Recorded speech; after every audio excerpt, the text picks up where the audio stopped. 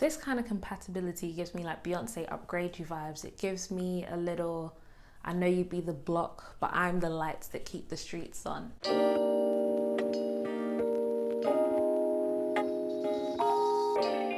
Good morning, good afternoon, good day to you wherever in the world you are. My name is Meech. If you're new to my channel, welcome. If you are a returning subscriber, welcome back. And first of all, I just wanted to say I really appreciate all the love I received on the first episode of this series.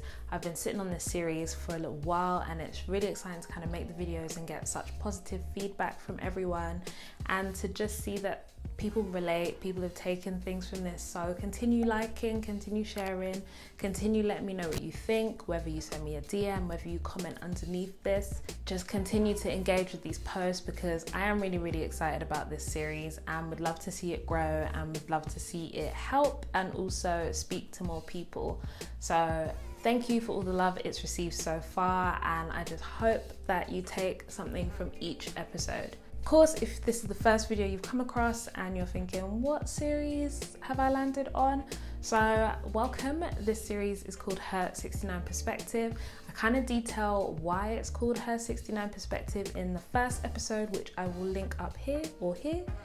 However, just to give you a short summary, in this series, I discuss relationships and just how you can have a different POV and how certain things aren't always black and white and people have different perceptions of how to move in relationships, essentially. So if you like conversations like that, please do subscribe, like this video because it helps the algorithm and I really appreciate it if you guys can help your girl out. Otherwise, let's get straight into episode 2. A lot of times we get into relationships and we're conditioned to believe that love will sustain them, that love is enough.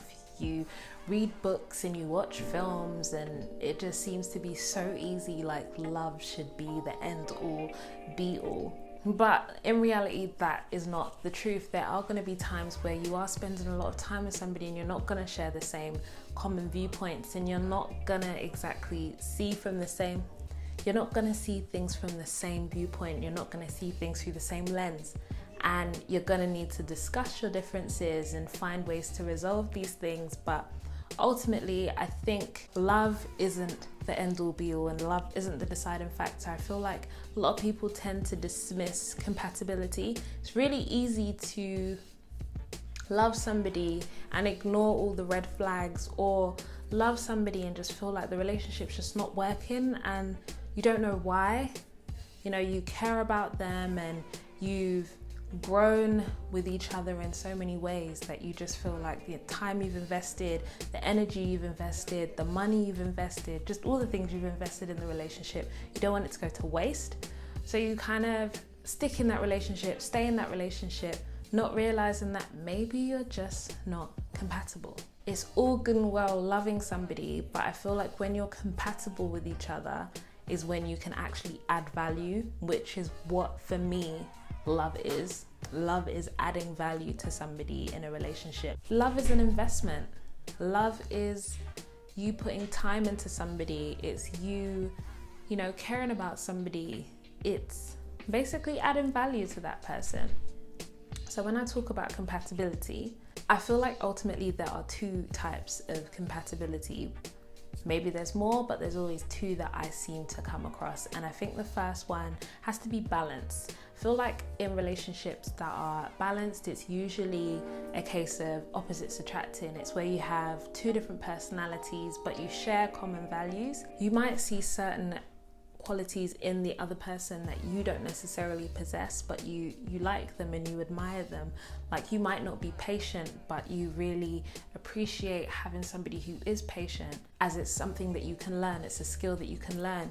You might not necessarily be extroverted, but you have somebody who is extroverted. You're more of an introvert, but you have somebody who is extroverted, and it allows you to go out a little bit more, kind of come out of your shell every now and again and just do things out of your comfort zone. I feel like relationships that are balanced they're nice. There's no other word to describe them. I feel like they're just really nice. People talk about relationships kind of being like a mirror, and sometimes we see these qualities in other people and we admire them, but we don't realize we do have that quality within us, and we do want to express it and we do want to explore it, but sometimes it just takes the other person to kind of bring it out of you, or just allow you to feel more comfortable, or just show you new things and encourage you and just kind of guide you through the process.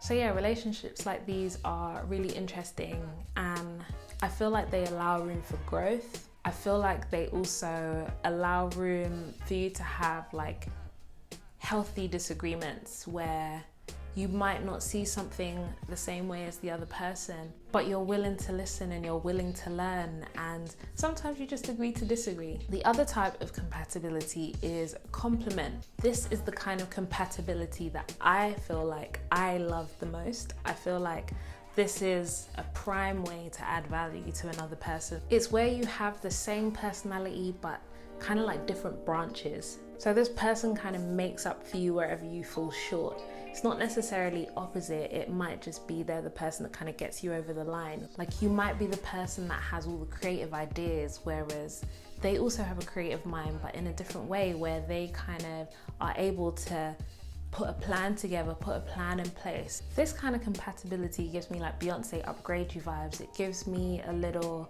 I know you be the block, but I'm the lights that keep the streets on. It's that relationship that allows you to add value and to share experiences together in a whole new way. It's also another compatibility that allows you to grow together.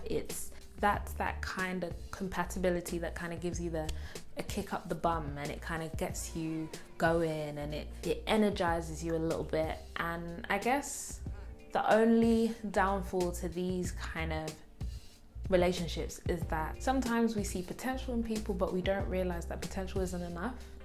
Sometimes we just got to accept and meet the person where they're at. We can get a little bit in over our heads and start to dream so big, and that person's not ready to meet you where you're at. But if you do meet somebody who you are compatible with in a complementary way, then I feel like there is so much potential for fruitful endeavors. I feel like there's so much potential for you to see blind spots in the other person and help them grow. Do you feel like love is enough, or do you feel like compatibility needs to be there? Do you feel like you can be with somebody, love them, care for them, enjoy spending time with them, but not necessarily being compatible with them? Do you think that can work? Let me know in the comments. I'm always interested to hear.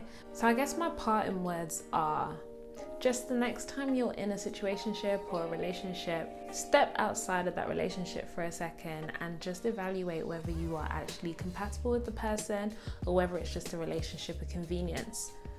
At the same time, I ask you to evaluate whether you see potential in the person, which is unattainable, or whether you are accepting reality as it is and adding value to each other, which is so important when it comes to creating beautiful bonds. So I hope this video has been helpful. I hope you've taken something from this video. You can always expect to see videos like these on a Monday as part of my Inner G Mindset series. Let me know what you think. Give this video a thumbs up. And of course, if you're new, subscribe. You can find me on Instagram, Twitter, and Snapchat. So if you don't have me already, feel free to follow me on all social media. Otherwise, stay fierce, stay real, and I'll see you guys on my next upload. Bye.